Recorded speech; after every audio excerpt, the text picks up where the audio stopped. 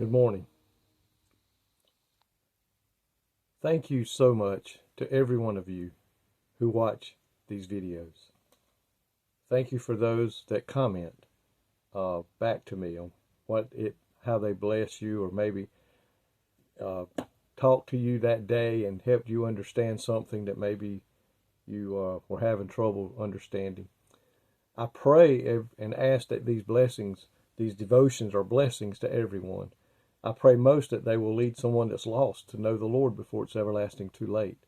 I pray that the believers will learn, the believers will be encouraged, the believers will draw closer to God.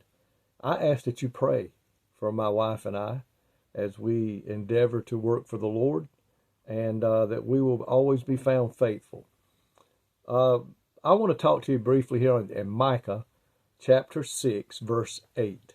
Micah was a prophet who didn't speak to kings and leaders of the nations of Israel and places like that. The Bible says that he was from the countryside and from a family of humble standings, that he spoke out against the rulers that were corrupt, against false prophets and godly priests, dishonest godly priests, dishonest merchants and bribed judges, how they took advantage of those who were needy, those who had less and were less fortunate.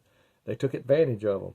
And in this verse 8, he says, "He hath shown thee, O man, what is good, and what doth the Lord require of thee, but to do justly," be honest with people, "and to love mercy, and to walk humbly with thy God."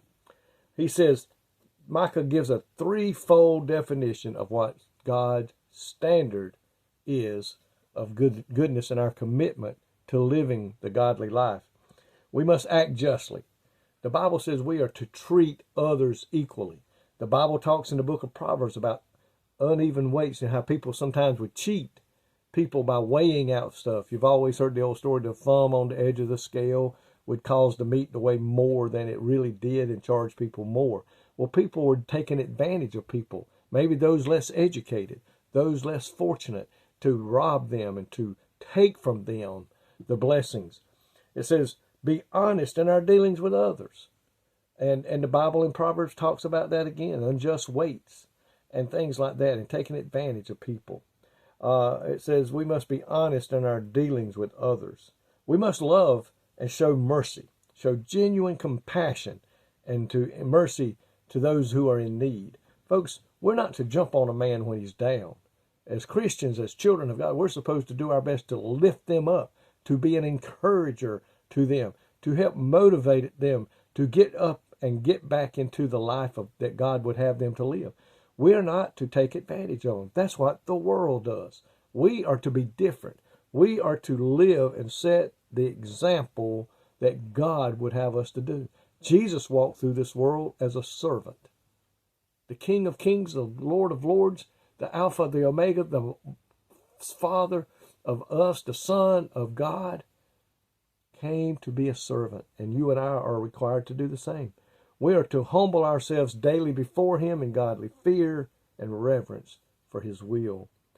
Our worship at church is only a small part of what we should be doing while we're here on earth as a child of God. We're to go about letting the light of Christ shine through us, that we may be different. People can look at us and know there's something different about us. Not that we're better, not that we're greater, but that we are a child of God, that have a genuine God-like love in us for every man, woman, boy, and girl. We must show that light that the Bible talks about, that lives in us, the light of Christ. Folks, I want to live my life so close to God that people's going to come up and say, what do you have? What's different about you? Why are you always smiling in the midst of trouble?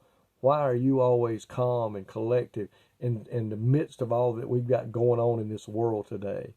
You know why we can do that? Because we know the one that's in control. His name is Jesus Christ, who sits upon a throne, who advocates for us today. He's still in control. We must know that. He sits upon a throne on high. Folks, let's be the example that God wants us to be. The example that Micah talked about in chapter 6 verse 8. God, thank you today for these little books in the Bible. We always talk about John. We always talk about Acts. We talk about Matthew. We talk about Isaiah and Jeremiah. But thank you for these smaller prophets that still made statements today about how we should live. Help us to do that today. Live the way you would have us to live and do the things you would have us to do. In Jesus' name, amen. May God richly bless you today is my prayer.